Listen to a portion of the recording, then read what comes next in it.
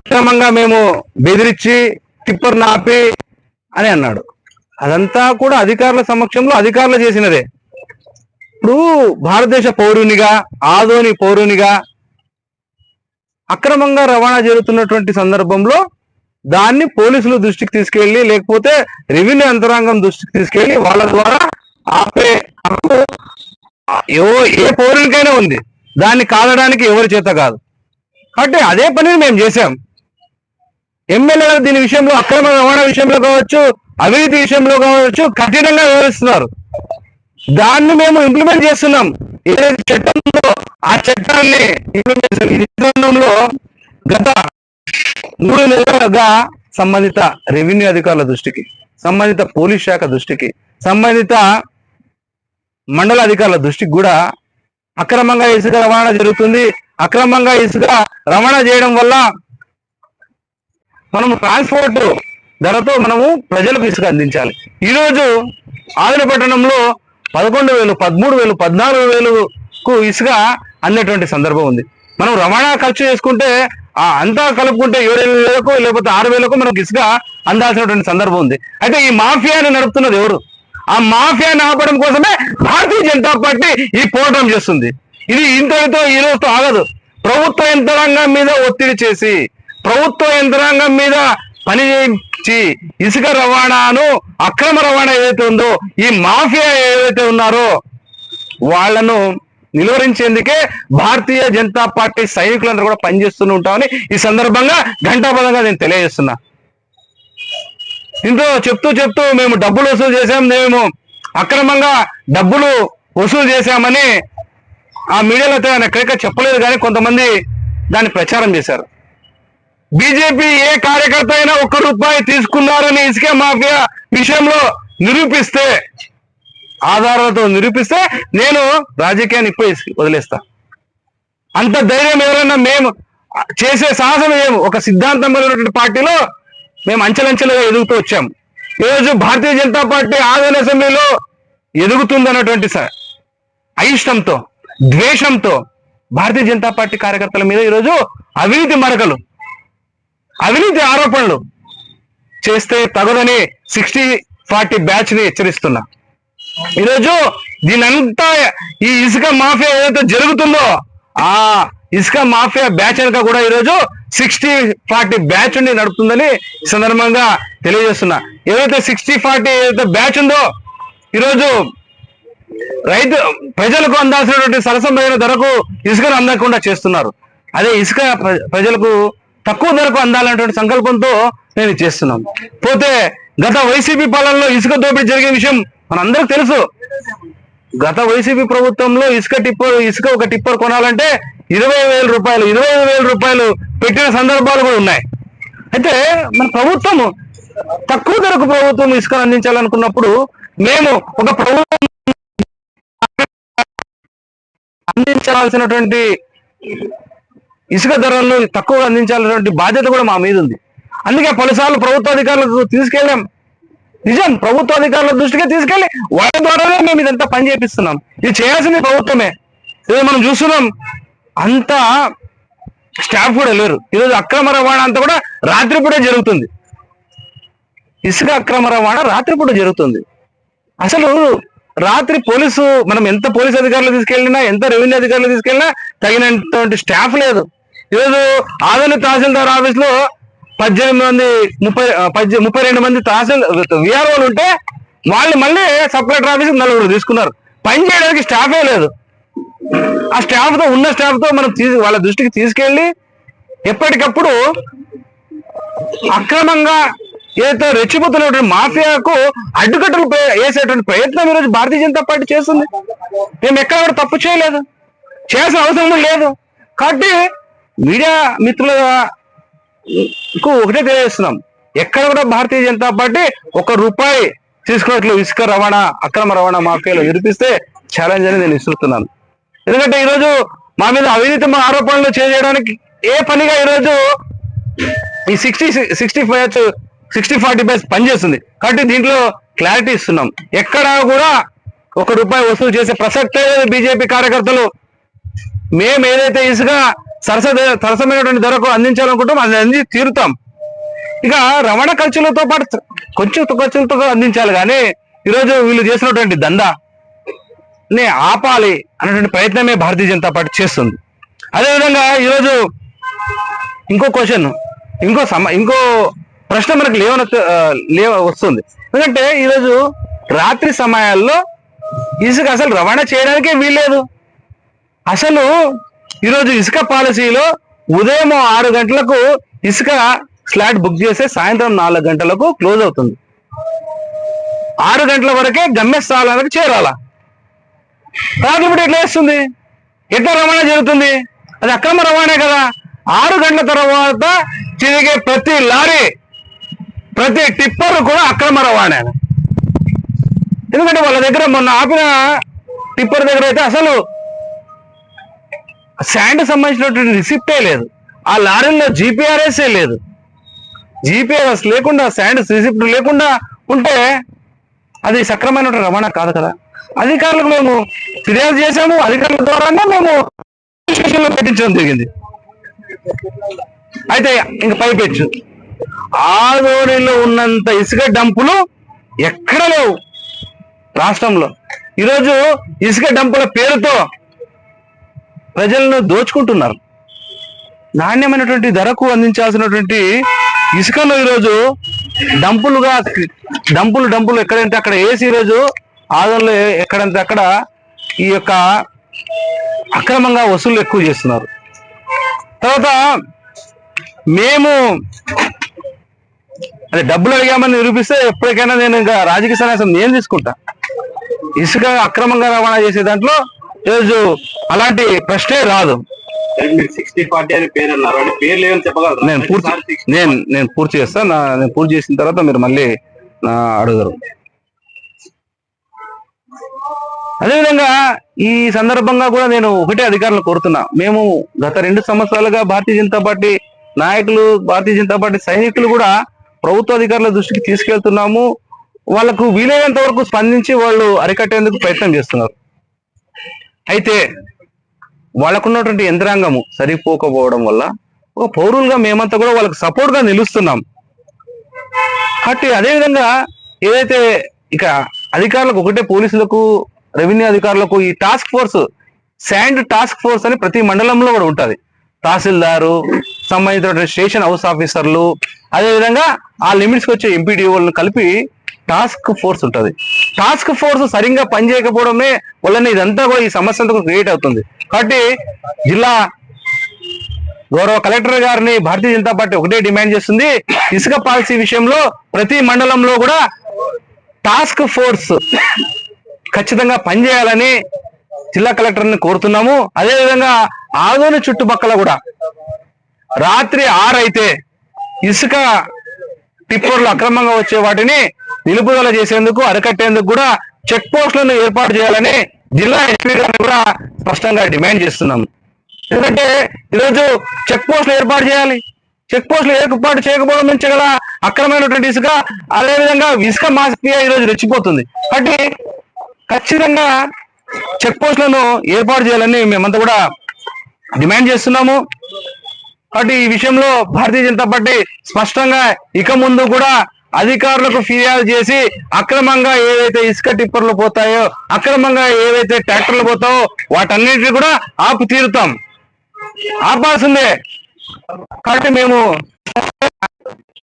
ప్రజలకు సేవ చేయాలనే ఉద్దేశంతో అక్రమంగా ఏవైతే జరుగుతున్నాయో, అక్రమంగా జరిగే ప్రతి వ్యవహారంలో భారతీయ జనతా పార్టీ వాటిని నిలుపుదల చేసేకి ఏదైతే ఇసుక ఒకటే కాదు, బెల్ట్ షాపుల విషయంలో అయితేనేమి, బెట్టింగ్ విషయంలో అయితేనేమి, మట్కా విషయంలో అయితేనేమి గౌరవ ఎమ్మెల్యే గారు స్పష్టంగా వాటిని నిర్మూలించేందుకు గత నెల కూడా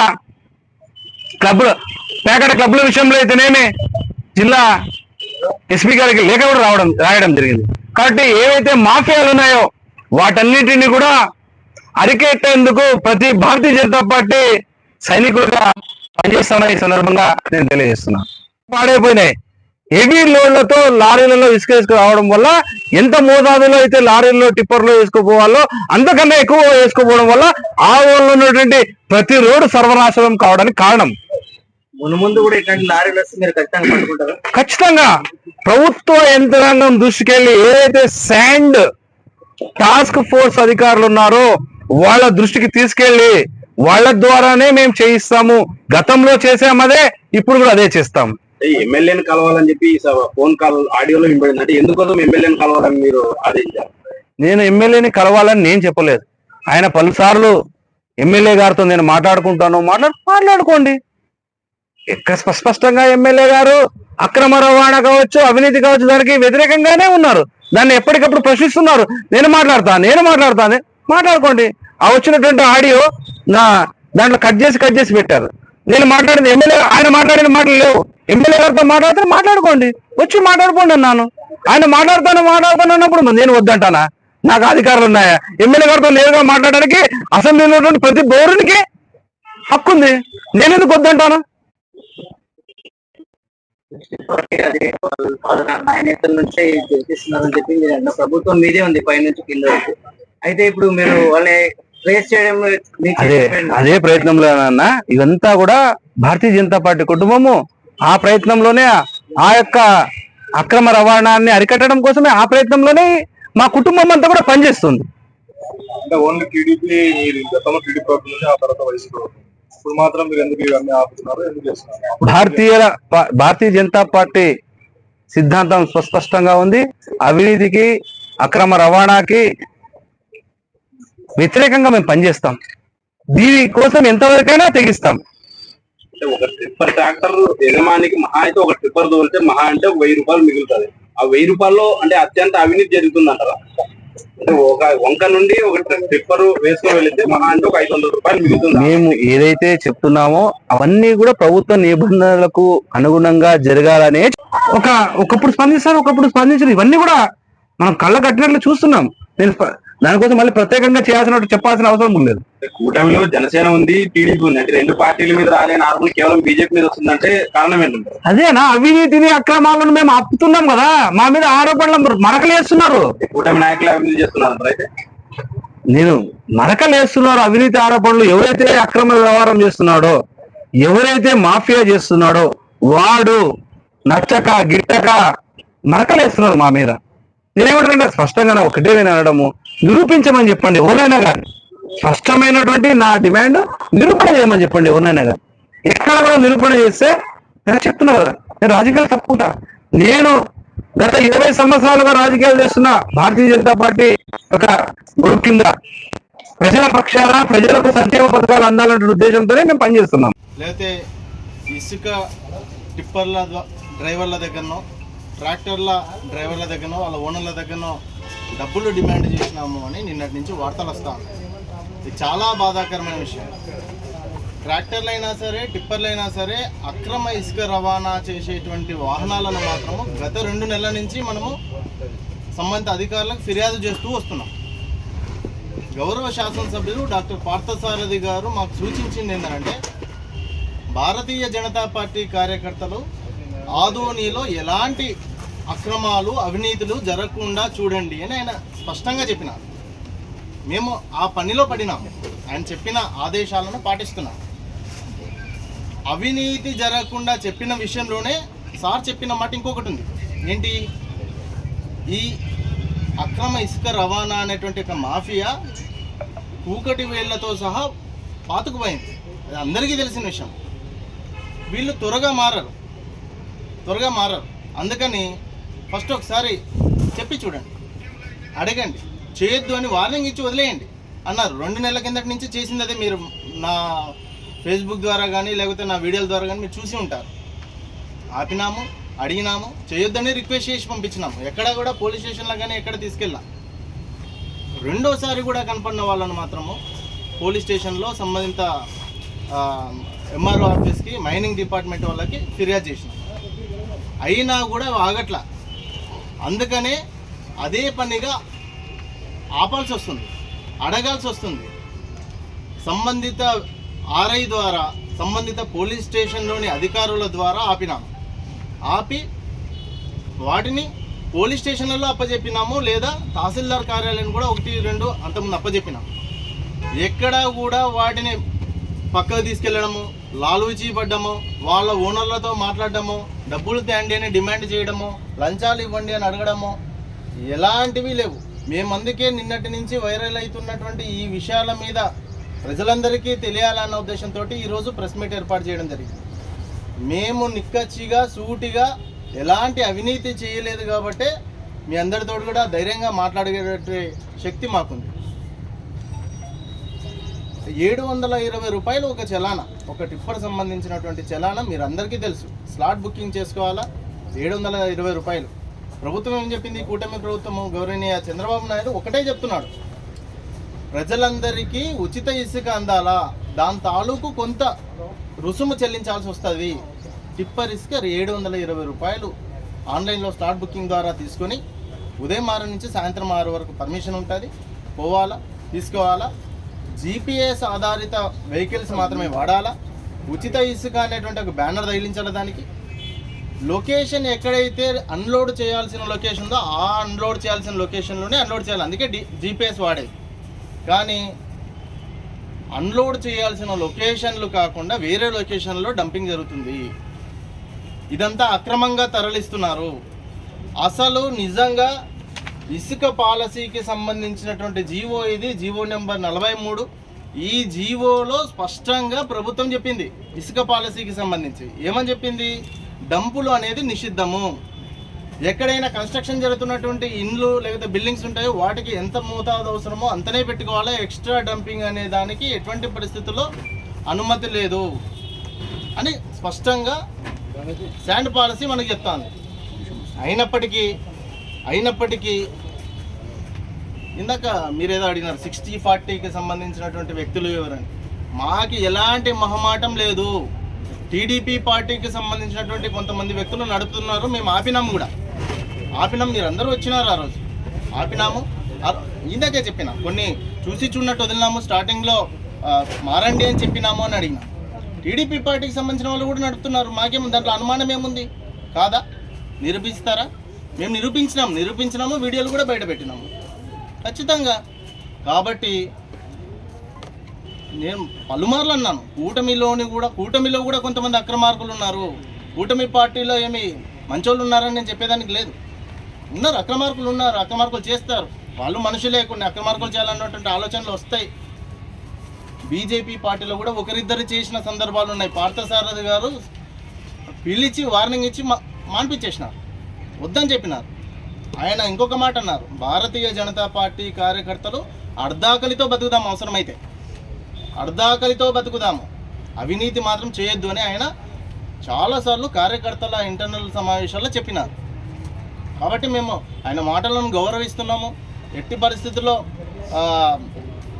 2006 నుంచి ఏబీవీపీ విద్యార్థి ఉద్యమాల దగ్గర నుంచి ఈరోజు బీజేపీ వరకు నేను ఉన్నాను. మీరందరూ నాకు సుపరిచితులే. ఏ ఒక్క రూపాయి నేను కానీ ఇంకొకరు కానీ తీసుకున్నామన్న ఆరోపణలు ఎవరూ చేయలేదు ఇప్పటివరకు. నిరూపించలేరు కూడా. ఇది నా పబ్లిక్ ఛాలెంజ్. గట్టిగా గంట బదాయించి చెప్పగలను, నిరూపిస్తారా అని. నిరూపించలేరు, ఎందుకంటే మేము చేయలేదు, అటువంటి వాటికి మేము పోము, మాకు అవసరం కూడా లేదు. కాకపోతే ఉచిత ఇసుక పాలసీని పాటించాల్సిన అవసరము ప్రభుత్వానికి ఉంది, సంబంధిత అధికారులకు ఉంది, బాధ్యతాయుతమైన ఒక పార్టీ కార్యకర్తగా మాకు ఉంది. కాబట్టి మేము పనిచేసినాము. ఆపొద్దు అంటే ఆపకుంటే వాడు వెళ్ళిపోతూ ఉంటాడు. ఎట్లా ఫోన్ చేస్తాము, ఇన్ఫర్మేషన్ ఇస్తాము, వాడు వెళ్ళిపోతాడు. దాన్ని ఎట్లా పట్టేయాలా? మీరు ఆలోచన చేయాలి. మీరు కూడా ప్రజలకు చెప్పాల్సిన అవసరం ఉంది. నేను నిన్న వీడియోలో చూసి నేనైతే చాలా బాధపడినాను. అసలు వీడియోలో కానీ ఆడియోలో కానీ మేము డబ్బు డిమాండ్ చేస్తున్నట్టు కానీ, డబ్బు మాకు ఇస్తున్నట్టు కానీ, డబ్బుకి సంబంధించినట్టు వ్యవహారాలకు సంబంధించినటువంటి ఆడియో ఒకటి కూడా లేదు. కానీ ఆ యొక్క ఆడియోలు వీడియోలకు సంబంధించిన క్లిప్పింగ్స్ సారాంశం ఏంటంటే బీజేపీ నాయకులు డబ్బులు తీసుకున్నారనేది విషయమే వస్తుంది. నేను చాలా బాధపడినాను ఈ విషయం. 100కు 200% డబ్బు అనే ప్రస్తావన దీంట్లో లేదు. కరాఖండిగా భారతీయ జనతా పార్టీ కార్యకర్తగా, నాయకుడిగా అక్రమాన్ని, అవినీతిని ఆపేటువంటి ప్రయత్నం మాత్రమే చేస్తున్నాం. కానీ మీ అందరికీ కూడా రిక్వెస్ట్ చేస్తున్నాం, మీ ద్వారా ప్రజలకు రిక్వెస్ట్ చేస్తున్నాము, భారతీయ జనతా పార్టీ కార్యకర్తలను, నాయకులను ప్రోత్సహించండి. అవినీతి లేని ఆధునిని మనం తయారు చేసుకున్నాం, అక్రమం లేని ఆధునిని మనం తయారు చేసుకున్నాం.